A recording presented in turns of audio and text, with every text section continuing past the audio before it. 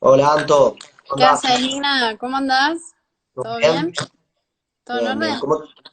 Todo en orden? ¿Cómo te trata la cuarentena? Uf, terrible, terrible. Me quiero morir, no aguanto más. Como Bueno, todos. pero ¿Vos? estás con tu perrita, ¿o no? ¿Con Sí, Mía? sí, sí, que en cada tanto, viste, en los lives a veces ladra, así que agarrate que en cualquier momento, bueno, vos la conocés bien, se descontrola Eh, y... ¿Vos todo bien? ¿Qué haces? sí, todo bien. Laburando todo lo que se puede, pero acá, desde mi casa, así que no queda otra, pero está bien. Vamos a ver cuánto tiempo aguantamos. Y para Sí, ese empezar un tema. poquito, vamos a ver eso. Para empezar un poquito, después nos vamos a meter un poco con lo que son el resto de América Latina y demás, pero ¿cómo ves a Argentina? ¿Cómo se está llevando Argentina con esta cuarentena? Bueno, Argentina la veo bastante complicada. Creo que, por supuesto, todo lo que vaya a ser el impacto que tenga esta extensa cuarentena en el aparato económico, y vos como economista lo sabrás mejor que nadie. Creo que ahí es donde más duro va a pegar, por supuesto, también a las pequeñas y medianas empresas, ¿no? Las pymes, a los emprendedores. Y además, sin esta concepción, esto que no comprende al final del día el gobierno de Alberto Fernández de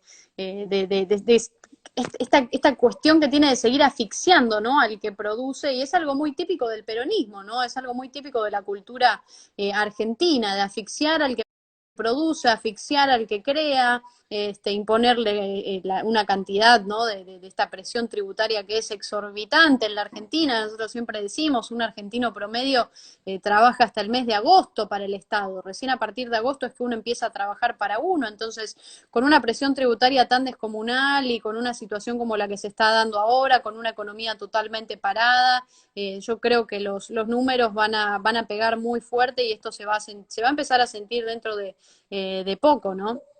¿Y qué te parece esta dicotomía que plantea el gobierno entre economía y medicina? Que parece que fueran dos luchadores que están en un ring y que se tienen que matar a trompadas, ¿no?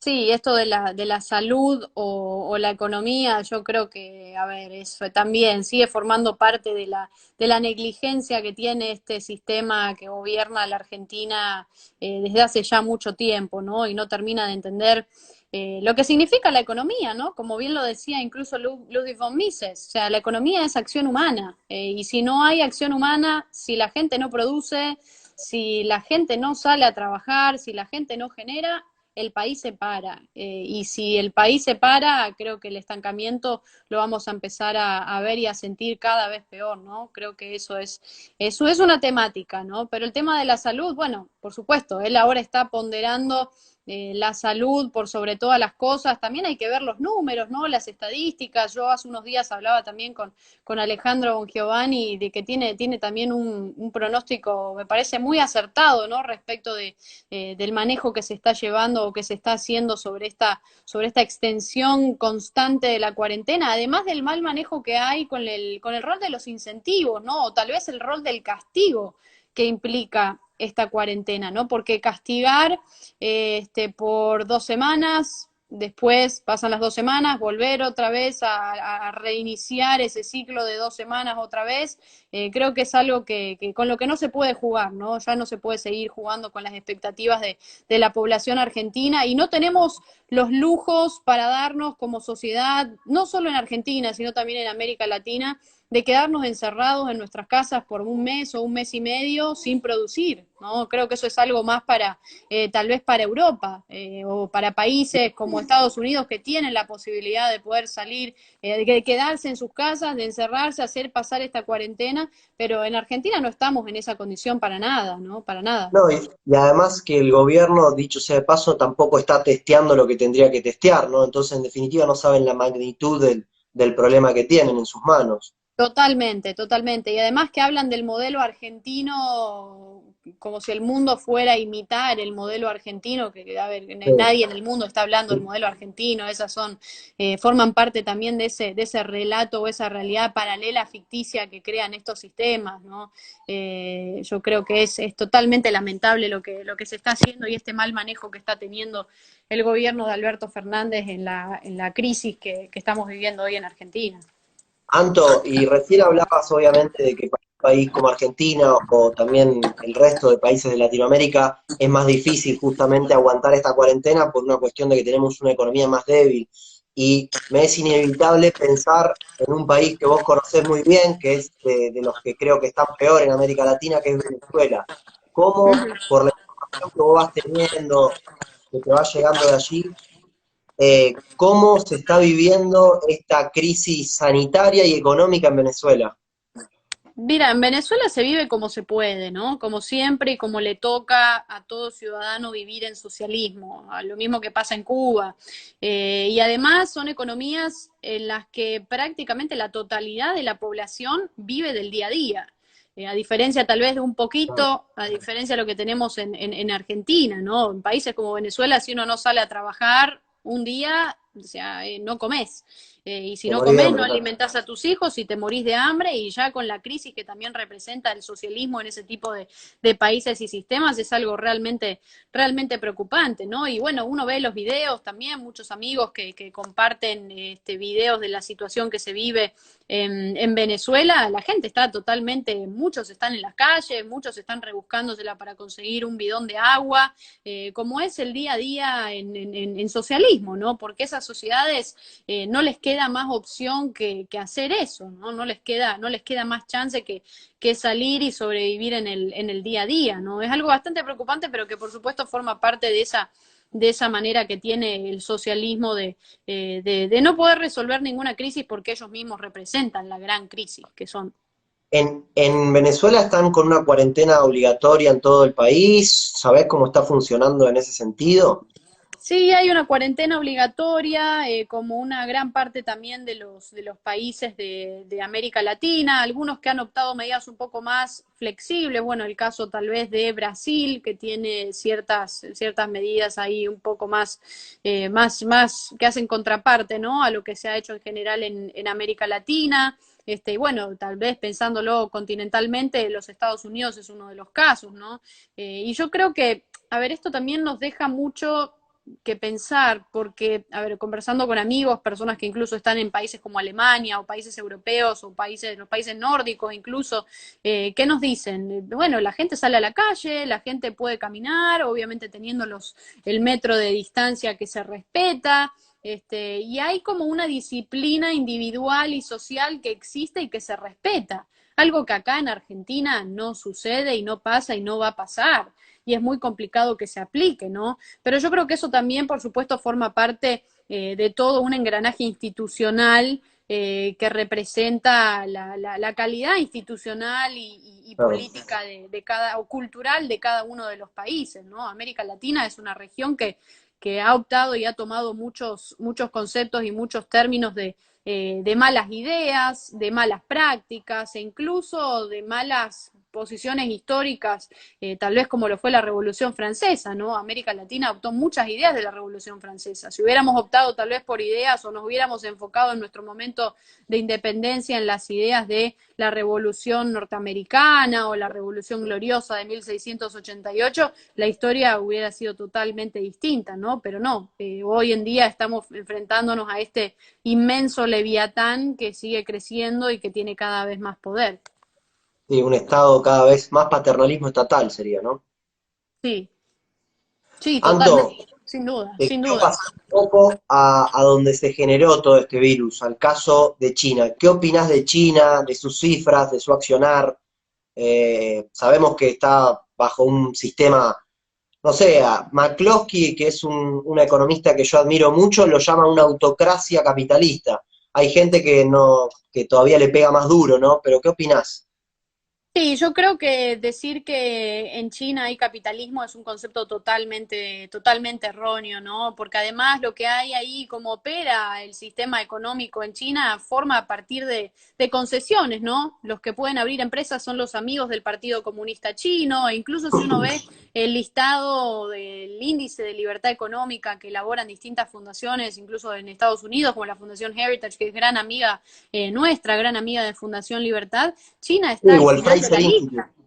Claro, incluso el Fraser Institute también de Canadá, que elabora también este índice de libertad económica. China está al final de la lista. En China no hay tal cosa como libertad económica, no hay tal cosa como capitalismo. Y eso viene también por una cultura muy larga, ¿no? De más de 80, 90 años de una idea, de un concepto comunista, ¿no? Que se instaura finalmente con Mao, esta persona que asesina más de 60 millones de personas en el país, y que impone esta idea de la revolución cultural, del famoso gran salto adelante, pero por supuesto, yo creo que lo que hay en China hoy es un sistema, un régimen totalmente criminal, comunista, represor, que oculta cifras, que miente. Y lo que estamos viendo hoy, en pleno siglo XXI, con esta crisis, esta pandemia del COVID-19, es prácticamente el Chernobyl del siglo XXI.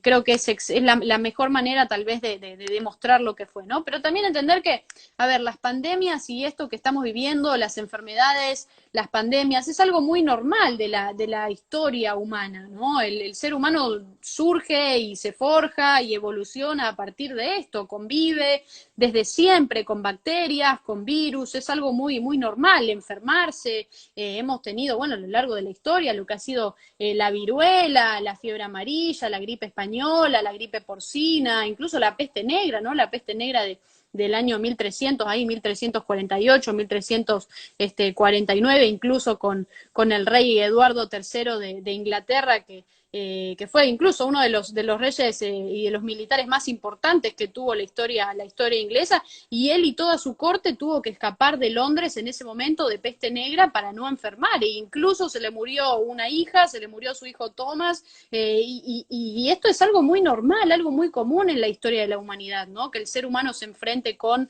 enfermedades. Ahora, lo que hay que preguntarse es cómo vivimos hoy o cómo sobrellevamos hoy una pandemia. Si estábamos hablando Claro. recién, ¿no? El rey Eduardo III en el año 1348, 1349, ¿cómo se enfrentaba a una enfermedad? Rezando. La única manera que tenían para curarse, si tenían suerte, ¿no? Porque tampoco es Sí, que, sí. ¿no? Yo en esos términos religiosos yo no me meto mucho, ¿no? Porque soy más atea que otra cosa, pero creo que durante mucho tiempo la única manera de la gente, de la población humana, de resolver sus problemas fue con lo místico, con lo religioso, y si te enfermabas rezando era la única manera que tenías de tal vez poder sobrevivir con suerte. Hoy tenemos No, porque cientos de claro, avances. perdóname, claro, si no podían rezar porque si dejaban de producir se iban a morir de hambre, claramente, ¿no? Exacto, exacto, exacto. Bueno, y por supuesto a partir ya de lo que fue 1700, 1800, a partir del surgimiento de la famosa revolución industrial, que es el momento en el que cambia el mundo para siempre. Creo que eso fue lo que nos hizo, lo que hizo el mundo lo que es hoy, ¿no? Un lugar de grandes avances tecnológicos, grandes avances científicos, grandes avances médicos, así que me parece que, bueno, hay que pensar simplemente eso, ¿no? ¿Cómo estamos viviendo hoy una pandemia? Incluso pensarlo, yo hace unos días escribí un artículo para Infobae, pensar en el año 97 o 95 si nos hubiera tocado enfrentar una pandemia como esta, ¿qué hacíamos? Sin iPhone, sin FaceTime, sin WhatsApp, sin Netflix, sin probablemente todo lo que tenemos de conexiones a Internet, o pensarlo tal vez en el año 1300 ahí con el rey Eduardo III, o pensarlo en el año 1500, 1600, el año que quieras, donde en ciertos lugares del mundo hacía calor, en otro frío, no tenías aire acondicionado, no tenías calefacción. Yo creo que esas cosas son puntos también para plantearnos, ¿no?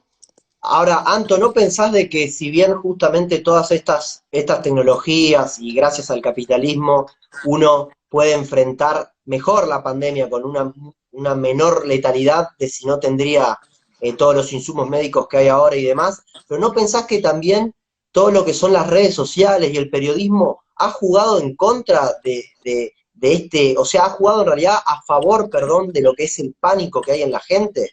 Ujú. Bueno, eso es algo muy normal, ¿no? También que forma parte de esa concepción psicológica de la que incluso Steven Pinker habla en su último libro, en el que incluso también personas como recién mencionabas, ¿no? La economista Drake McCloskey habla de cómo muchas veces los medios de comunicación prefieren informar noticias malas antes de noticias buenas. Siempre nos estamos enterando de todo lo malo que pasa, porque también, a ver, porque también creo que es una manera que tiene el ser humano y que ha adoptado el ser humano como forma de supervivencia.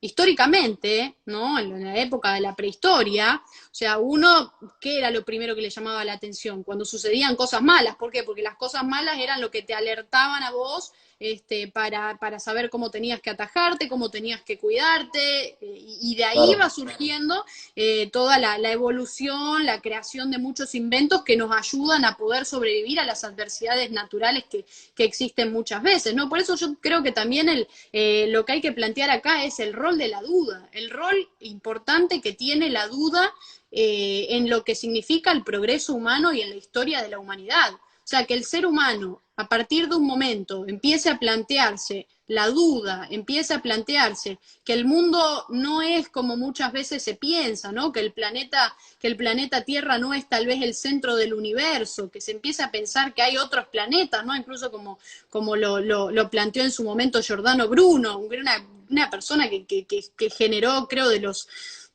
más grandes, ¿no? De lo más grande, y que incluso lo mataron, ¿no? Le cortaron la lengua, ¿no? Por toda lo que comentaban de estas famosas, la herejía, ¿no? Por decir que había otros planetas similares al planeta Tierra en los momentos en los que eso no se podía decir, en los que todavía se creía mucho en la mitología y en todas esas cuestiones. Entonces yo creo que el planteamiento y la importancia que tiene la duda como un eje central para entender lo que es el progreso humano y el avance de la humanidad es fundamental para poder además enfrentar esta crisis que tenemos hoy en día, ¿no?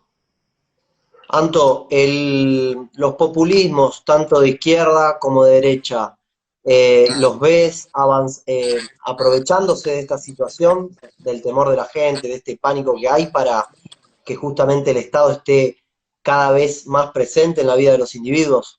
Sí, por supuesto. Y yo creo que es una de las cosas que a mí más me preocupa, el avance que está teniendo el Estado sobre las libertades de los individuos, no solamente en Argentina, sino en todo el mundo. O sea, esto de tenernos encerrados en la casa, esto de no saber, de generar esta incertidumbre, y no solamente generar estos problemas o estas incertidumbres económicas, sino también individuales, muchas veces psicológicas, aspectos psicológicos de esto que Sí, no se claro que están sí. tomando en cuenta, gente con depresión, gente que la está pasando realmente Estrés. mal por esta coyuntura, ¿no? Entonces, y después pensar en eso, ¿por qué en América Latina los gobiernos tienen que obligar a que se haga la cuarentena? A diferencia de otros países, ¿no? Tal vez uno lo ve en Estados Unidos, que es un país en el que es un poco más flexible. ¿Por qué? Porque la gente entiende que si sale se puede contagiar y no necesitas de un gobierno que te obligue a que te quede, ¿no? Entonces, esa sensación o esa característica tan de esclavitud, ¿no? Que tenemos los latinoamericanos con los gobiernos, de sentirnos que somos los que dependemos, que necesitamos de un gobierno para resolver los problemas, es algo que nos marca totalmente. Pero sí, los populismos de derecha, los populismos de izquierda hoy están aprovechando muchísimo esta situación y por supuesto también las organizaciones estas mundiales que supuestamente vienen a representar alguna solución para este tipo de crisis, ¿no? Y que no terminan solucionando nada. Tenemos una Organización Mundial de la Salud ¿qué nos viene a decir hoy en pleno siglo XXI, en pleno año 2020? Quédense en sus casas. A ver, si la solución de la Organización Mundial de la Salud es que nos quedemos en nuestra casa, creo que ahí hay una falla muy grave, o también en gran parte negligencia y cooperación con un régimen chino que está avanzando hacia lo que yo creo que es ya una guerra de cuarta generación que tenemos que preguntarnos y empezar a cuestionarnos un poco más sobre eso. Anto, ¿qué país te gusta que esté, mencionaste Estados Unidos, pero qué país te gusta, o de los europeos nórdicos, o de alguno de Asia, que le esté ganando o combatiendo bien la batalla al coronavirus? Mira, yo creo que países como Alemania en este momento se están moviendo de una manera bastante interesante, incluso, bueno, en general, ¿no? Los países nórdicos que lo están haciendo también de una buena manera. Yo creo que lo importante en esto es hacer testeos. O sea, es la clave para todo. Si uno no hace testeos, obviamente, acá en Argentina dicen, sí, tenemos cuántos infectados, 1000 y pico. No, la realidad es que no. No tenemos esa cantidad de infectados porque no se están haciendo los testeos que se tienen que hacer. Entonces, si uno hace testeos masivos, como está haciendo en este momento el gobierno de los Estados Unidos, ¿no? Que se están haciendo testeos a todas las personas, incluso en Madrid a mí me pasó, estuve hace unos, bueno, ya 30 días en Madrid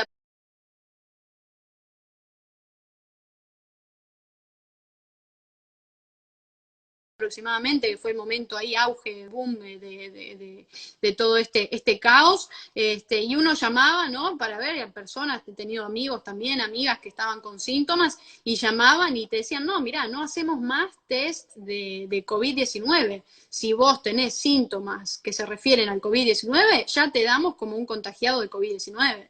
Entonces, si uno no contabiliza, si uno no hace los testeos que tiene que hacer, Sí, claro.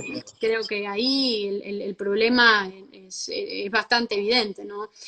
Pero bueno, tampoco podemos tener a la población, al mundo encerrado durante meses sin hacer nada. Es algo que va a golpear totalmente y muy duro la economía, ¿no? La economía y la parte psíquica, ¿no? De los individuos, en lo que esto representa. No, y sobre todo una economía como la Argentina, que como vos decías al principio, Argentina no tiene la capacidad de emitir sin que esto le genere inflación. O sea, Argentina cada peso que emite es una inflación que la vamos a tener acá dentro de poquitos días, ¿no? O sea, Totalmente, totalmente. tiene, No, lo que tiene se viene para la cola más Argentina en corta. términos inflacionarios es una locura, es una locura. Anto, te hago dos preguntas más para ya liberarte. Quería consultarte, qué cambios pensás que va a haber en el mundo y también en Argentina después de que se termine todo este lío, toda esta pandemia, después del COVID-19? ¿Qué cambios pensás que van a ser capaz más transitorios u otros más permanentes que no, que van a quedar así, ¿no? Bueno, eso depende mucho, ¿no? Porque también ahora estamos como más o menos en el ojo de la tormenta, ¿no? Y hay que ver también cómo evoluciona la política pública que van tomando los distintos gobiernos incluso de Europa, ¿no? Algo que también es bastante preocupante, el gobierno español, el mal manejo que está teniendo el gobierno español en este sentido, por supuesto en una alianza conformada por el PSOE y Podemos, no se podía esperar mucho más Pero, de eso, pero sí cabe destacar la importancia del buen trabajo que se está haciendo en Madrid. Creo que el caso de Madrid es algo bien interesante también, la gestión que está haciendo personas como Isabel Díaz Ayuso desde Madrid es algo totalmente destacable. Pero bueno, yo creo que acá lo que va al final del día a mostrarnos las consecuencias va a ser el tipo de medidas, el tipo de políticas públicas que se sigan adoptando y si sigue creciendo este leviatán o no. Porque como decía Lord Acton, el poder corrompe y el poder absoluto corrompe absolutamente. Entonces, si estamos en esta situación y en una situación en la que le estamos dando el poder absoluto literalmente, en este momento en Argentina, al presidente Alberto Fernández, que está pisoteando la Constitución y gobernando por decreto de necesidad y urgencia, haciendo lo que le da la gana. Y después tenemos a gobernadores que juegan al estanciero y que se creen los dueños de la provincia. Tenemos intendentes que se creen los dueños de las ciudades. Creo que es algo que se está haciendo con el poder que es realmente preocupante y por eso es el momento de los liberales de empezar a levantar y a expresar la importancia del Estado de Derecho, pero no solamente eso, sino también de la importancia de lo que vaya a ser la globalización. Y el rol que vaya a tener el capitalismo en todo esto, ¿no? Porque es gracias al capitalismo que hoy podemos estar mejor que nunca. Pensemos simplemente en esto. ¿Sabés de cuándo se habla aproximadamente para la creación de una vacuna que sea para enfrentar el COVID-19? Mes de septiembre. Es un tiempo récord hacer una vacuna en 6, 7 meses. Es una locura pensar en eso. Y si eso se da, es gracias a médicos, gracias a científicos, gracias a personas que se desempeñan en el ámbito tecnológico, que lo están haciendo en países libres, ¿no? Y que están pensando y que están ocupando su tiempo, incluso con aporte y apoyo del sector privado, la importancia que está teniendo el sector privado en todo este desarrollo, y lo están haciendo en países libres. La solución a esta enfermedad, la solución a esta pandemia, no va a venir de Venezuela, no va a venir de Cuba, no va a venir de China, no va a venir de Corea del Norte, no va a venir de Argentina, va a venir de países en los que se respeta la propiedad privada, en los que se respeta la libertad económica, donde se respeta los derechos de propiedad y donde se respetan las libertades individuales y el tiempo de los seres humanos, ¿no? no, y además, hablando un poco de lo que son los empresarios, también han ayudado mucho, ¿no? En el caso, por ejemplo, de España, Mancio Ortega, que es uno de los hombres más ricos del Totalmente. mundo, ha donado Claro. millones y millones y ha hecho que es el dueño de Zara, ¿no? Que parte Ajá. de su producción sea barbijos y batas para ayudar, para cubrir a los médicos y protegerlos, ¿no? Eh, te hago la última preguntita entonces. ¿qué pensás, cuál es la responsabilidad que tienen los liberales en estos momentos? ¿Qué A mensaje ver, tenemos que transmitir? mensajes que tenemos que transmitir. Yo creo que en este momento son muchos, como decíamos recién, la importancia de el rol que tiene el capitalismo en el momento de llevar adelante y de sobrellevar y de convivir una pandemia como la que estamos viviendo ahora. Por algo hoy estamos, vuelvo a insistir, como decíamos al principio, hoy estamos encerrados, pero estamos con todas las comodidades del mundo y comodidades que no nacieron del cielo, que no nacieron de la tierra, que no fueron inventadas en la Unión Soviética, sino que fueron creadas en capitalismo, que fueron creadas gracias a personas que tuvieron la posibilidad de pensar. Entonces, los liberales tenemos que destacar la importancia de la libertad económica, de la libertad política, del Estado de Derecho, la importancia de una constitución donde se respeten los distintos poderes del Estado, este Estado de Derecho, pero por supuesto también esto que decías recién, el rol de los empresarios. No podemos seguir demonizando a los empresarios. América Latina, Iberoamérica, si querés decirlo así, porque también estamos hablando de España. Iberoamérica le encanta, le fascina demonizar a los empresarios. Habla de los empresarios como si fueran lo peor del mundo. Y la realidad es que los empresarios son los que sostienen el peso del mundo, ¿no? Ese gran atlas, ¿no? Del que nos hablaba Ayn Rand, ¿no? Y va a llegar un momento en el que finalmente ese atlas se va a revelar y va a dejar de cargar el peso del mundo. Y cuando eso Va a dejar de pase, tirar la como está carreta, ¿no? pasando ahora, ¿no? En este momento en el que no se está produciendo, estamos viendo lo que sería la consecuencia de una rebelión de Atlas precisamente. Entonces, por un lado, creo que esas son las cosas que tenemos que destacar, bajarle a esa demonización que hay de los empresarios, que los empresarios son al final del día el gran motor de la economía, y cuando digo empresarios ya son los emprendedores, el kiosquero, el panadero, el ferretero, el que hace taxi, el que hace Uber, todos, ¿no? No es solamente la persona Sí, claro. de traje. Pero los liberales tenemos que abarcar todo, no solo lo económico, no solo lo político, sino también lo individual. Las libertades individuales en este momento también son fundamentales. La libertad de expresión, la libertad del libre tránsito, la libertad de reunión, pero también otro tipo de libertades y de banderas que nos van a ayudar a hacer mucho más popular el mensaje liberal.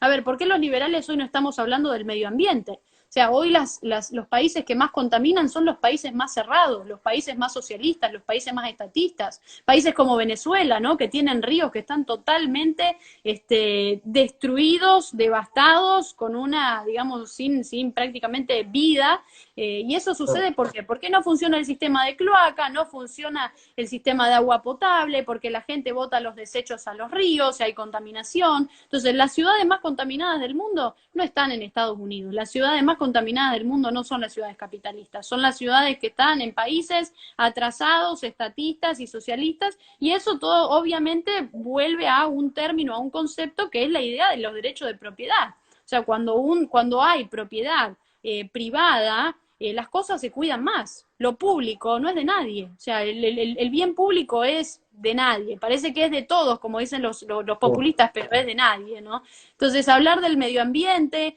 hablar incluso de las libertades sexuales, hablar incluso de las libertades, de los derechos de la mujer, ¿por qué no? O sea, la mujer históricamente, si uno lo piensa así, las mujeres históricamente vivieron siendo propiedad de sus padres y después pasaban a ser propiedades de sus esposos. Y eso fue algo así históricamente. Pero ¿qué pasa? Los liberales fueron los pioneros en defender los derechos de la mujer. En su momento lo hizo John Stuart Mill, en su momento lo hizo Jeremy Bentham, hablando del matrimonio organizado como si fuera una manera de esclavitud, que efectivamente lo es y que sigue existiendo hoy en día, el matrimonio arreglado, que hablaban de los derechos de la mujer a poseer bienes, que hablaban de los derechos de la mujer a poder divorciarse. Entonces yo creo que son muchas las banderas que nosotros los liberales tenemos que tomar, y más en estos momentos, no solamente quedarnos en lo económico, sino abarcar, por supuesto, la totalidad de las banderas y de las cosas. Anto, fue clarísimo todo el análisis que hiciste, te tomaste prácticamente media hora estuviste charlando con nosotros, así que te lo Y hablé agradecemos bastante mucho. rápido, porque intento hablar rápido, ¿viste? Para decir más, porque si no... No, está perfecto, se entendió todo muy bien, por suerte creo que tuvimos buena conexión y se Sí, no se entendió todo. cortó. Así que te agradezco muchísimo de parte del Grupo Joven y de la Fundación Libertad. Bueno, vos sos parte nuestra, así que te lo agradecemos muchísimo todos estos minutos que te tomaste para charlar un poquito con nosotros. Gracias, Igna, gracias a vos, a Yash y a todo el equipo ahí del Grupo Joven que están haciendo un trabajo muy bueno todos los días, ¿no? Porque los veo bien activos todos los días moviendo las redes sociales y es un momento en el que hace falta también, así que un abrazo grande para todos y ya nos vamos a estar viendo ahí en algún asado, en algún reencuentro ahora que tengamos apenas se pase todo esto. Claro que sí. Bueno, Anto, cuídate y te mando